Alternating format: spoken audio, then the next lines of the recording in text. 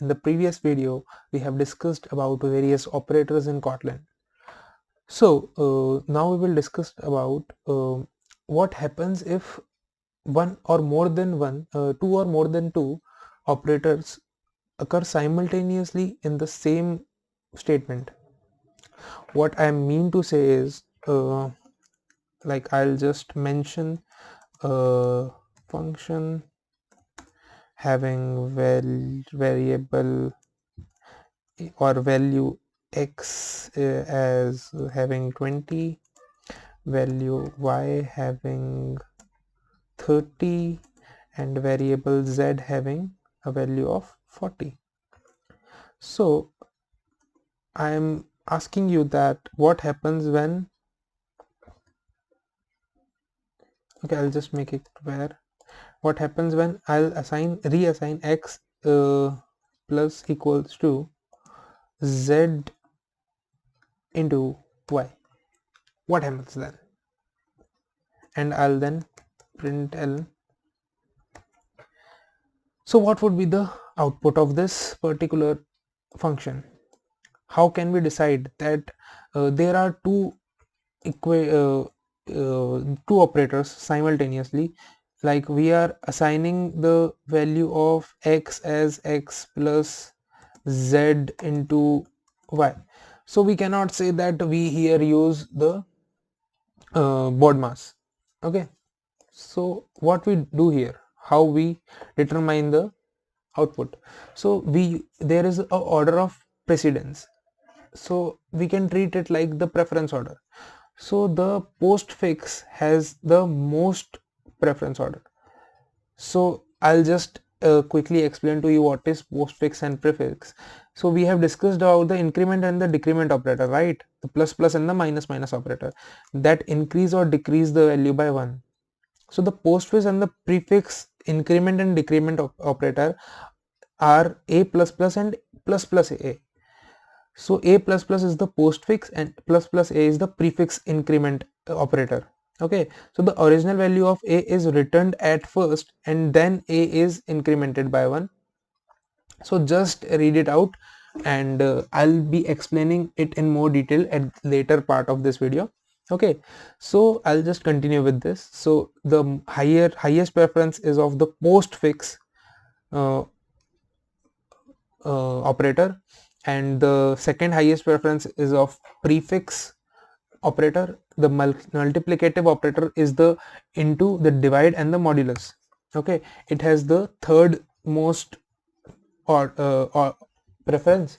Okay, and then comes the additive operator, the plus and the minus, and then comes the comparison operator when we do the comparison and all, and then comes the equality operator, and at last there are the assignment operators. Okay, so this has the least priority. Okay, so here your board mass logic would be true, but if it would be into equals to and z plus y, it won't be true.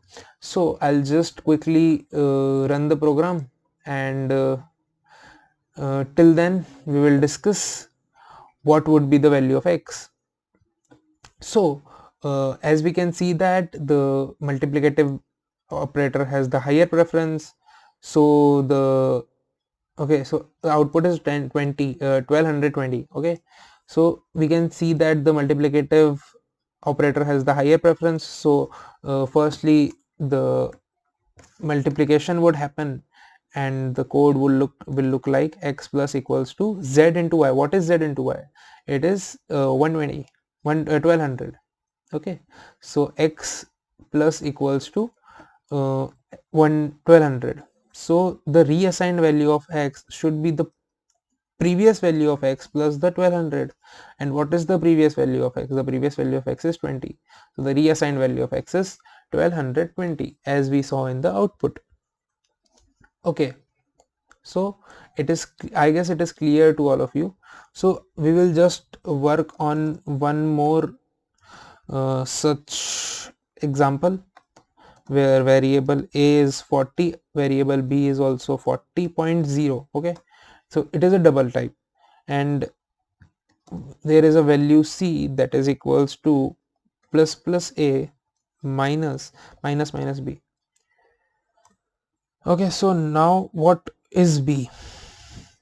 So now we will discuss first and then we will see the output. So here a is 40, b is 40.0, a is 40.0. Now we can see that the prefix operator has the highest order. Okay, also we have seen here that in the prefix the value of a is incremented by 1 and then it returns the value. Okay, in the postfix the value of a is returned the first and then the a is incremented by 1.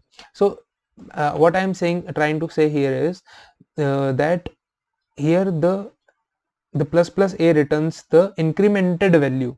Okay, so the plus plus a is the incremented value. So it has the highest order of precedence. So like I can say that c is equals to plus plus a will be 41.0 and minus b would be 39.0. So when I run this program, I should be able to see the output as 2.0. Okay, and here it is. So we were right. So we can conclude the order of precedence and we can say that it's just a preference order by which the operators are decided. Okay, now we will come to this increment and decrement operator. And what is the meaning of prefix or postfix operator? So when I define uh, a variable alpha and assign its value as 23, okay, and what I'll do is I'll just print ln and a plus plus sorry alpha plus plus. So what result do you expect? So mostly you would be expecting 24, but that's not true. The output is 23. Isn't that shocking? So what I mentioned about the postfix operator was that the original value of a is returned at first. So when I run this program, the alpha plus plus returns the original value of alpha. But at the end of this line or at the starting of the next line, the value of alpha is incremented by 1. So when I print the value of alpha here, what will happen is, so here it at line 36 the output would be 23, and here at line 37 the output would be 24. Okay, that's just because the prefix and the postfix. So what would happen if instead of alpha plus plus I'll print the value of plus plus alpha? Okay, so the prefix operator increases the value instantly by 1 and then returns the value. So the output of this would be 24 only. Okay, because it is a prefix operator. Okay, it is 25 because after that the the value of alpha is changed to 24 and then we have increased it one more time, so it is 25. Okay, so you can note here that it is implemented and then returned, and in the postfix it is returned and then incremented. Okay, now we will move to the type conversion. So what do you mean by type conversion? Basically, if I know nothing about Kotlin, I just know English. So what one should mean by type conversion? One would mean that we have to convert the type. Okay, so what will happen if I have to convert, like I have a is as 40 and I have to convert it into an integer. So how will I do so? So I'll create a variable and name it as a int. Okay, and give it a value of a, which is the original operator, and add toInt function to it. Okay, so what it did is it created the value of a into to int. So it just transferred the value of a to int. So now the a int variable is of integer type. Okay, so when I print the value of a int, okay, I'll just hide this code, and when I print the value of a int, it should be 40 instead of 40.0. okay, so it is used many times. So when I suppose I have a someone's phone number stored like an integer phone number as integer. Okay, so now what I have to do is I have to store this integer as a string, because but just I have to do so. So what I'll do is I'll just create another variable which is phone string, and what I'll do is I'll just give it a value of phone number dot to string. Okay, and when I hover over it, and it has the data type of string. So you might all have somewhere heard about the ASCII values, ASCII ASCII values. If you haven't heard about it, just Google it and then resume the video.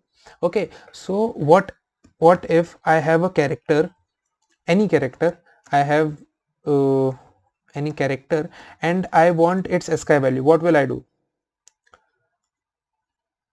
So I have a character, suppose A, and I want its ASCII value. So what I'll do is I'll just print ln and a dot sorry, character dot to int. So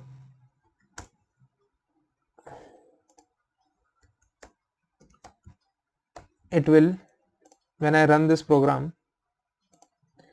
it will just show the ASCII value of A.